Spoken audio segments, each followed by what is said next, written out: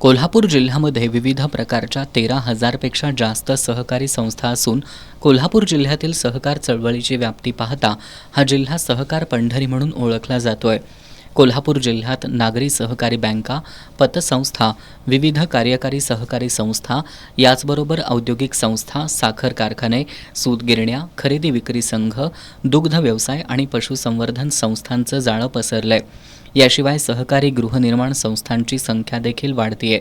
त्या संस्थांच्या माध्यमातून सभासदांना विविध प्रकारच्या सेवा उपलब्ध करून देऊन सभासदांचं जीवनमान उंचावण्याचं कार्य सहकार चळवळीतून होतंय.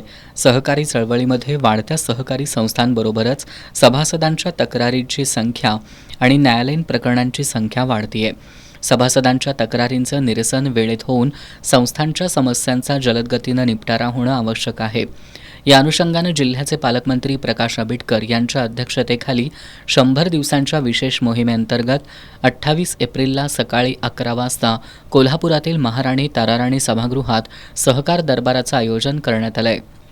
जिल्ह्यातील सहकारी संस्थांबाबत ज्यांच्या अडचणी आणि प्रलंबित कामं असतील त्यांनी https://tinyurl.com/सहकार-दरबार या संकेतस्थळावर अथवा QR कोडवर दिनांक 26 एप्रिल रोजी सायंकाळी 5 पर्यंत आपले अर्ज दाखल करावेत.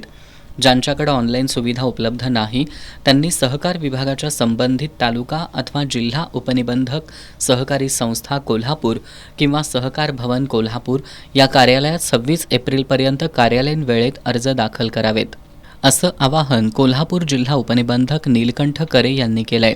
सहकार दरबारमध्ये प्राप्त झालेल्या अर्जांबाबत तातडीनं निपटारा करण्यावर भर दिला जाणार आहे, असं जिल्हा उपनिबंधक कार्यालयाकडून सांगण्यात आलंय.